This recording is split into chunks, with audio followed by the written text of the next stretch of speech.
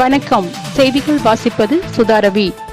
கடந்த சில நாட்களுக்கு முன் கோவை மாவட்ட ஆட்சியரை சந்தித்த சாரமேடு குடியிருப்போர் பொதுநல சங்கத்தினர், நாங்கள் சாரமேடு பகுதியில் 100 ஆண்டுகளுக்கு மேல் 2 தலைமுறையாக குடியிருந்து வருகிறோம் என்றும், தற்போது சில தனியார் கார்ப்பரேட் ஆட்கள் மூலம் தங்களை அந்த இடத்தை விட்டு வெளியே சில நபர்கள் மூலம் தொடர்ந்து மிரட்டப்படுவதாக புகார் அளித்தனர். 1970 69 பேருக்கு அரசு பட்டா கொடுத்துருக்கு. அந்த பட்டா நிலத்தில் பத்திரம் கூட பண்ணியிருக்கோம். இது வரைக்கும் இங்கே வாழ்ந்து வர்றோம். அந்த வழித்தடம் 15 அடி 16 அடி வழித்தடம் தான்.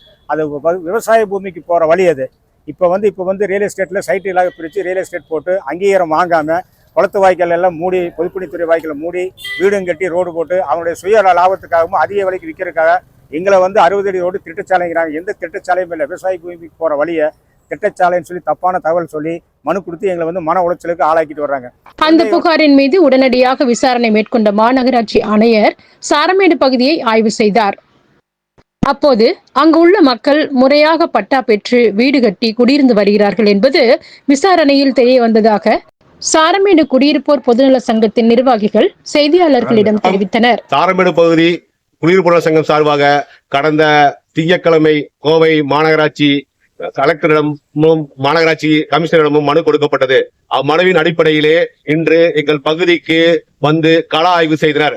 கள ஆய்வின் முடிவில் இப்பகுதியில் உள்ள அனைத்து பட்டா நிலங்களையும் அகற்ற முடியாது என்றும், சட்டப்படி இப்பகுதியில் மக்கள் வசிப்பதாலும் எந்த நடவடிக்கை எடுக்க முடியாது என்றும் திரு மாநகராட்சி கமிஷனர் உறுதியளித்தார். அதே போல் இப்பகுதியில் 100 ஆண்டுகளுக்கு மேலாக வசித்து வரும் மக்களுக்கு, பீமாரசி மட்டும் வைத்த மக்களுக்கு கள ஆய்வு செய்து அவர் குறிப்பிட்ட வீடு ஒதுக்கப்பட்ட பிறகே இப்பகுதி சாலை விரிவாக்கம் செய்யப்படும் என்பதையும் உறுதியளித்தார். அவர் அளித்த உறுதியளிப்பில் எங்கள் பகுதியின் சார்பாக மிக மனமார்ந்த நன்றியை தெரிவித்துக் கொள்கிறோம். அப்பகுதி சட்ட ரீதியான ஆக்கிரமிப்பில்லை என்பதையும் அவர் உறுதி செய்து சென்றுள்ளார். எங்கள் கோரிக்கை நிறைவேற்றிய மாநகராட்சி கமிஷனருக்கு நன்றியை தெரிவித்துக் கொள்கிறோம். இதன் பிறகு இப்பகுதி சட்டவிரோத ஆக்கிரமிப்பு என்று மனு கொடுத்தாலோ, எங்கள் மீது புகார் கொடுத்தாலோ அவர்கள் மீது எங்கள் பகுதியின் சார்பாக சட்டப்பூர்வமான நடவடிக்கை எடுக்கப்படும் என்பதையும் தெரிவித்துக் கொள்கிறோம்.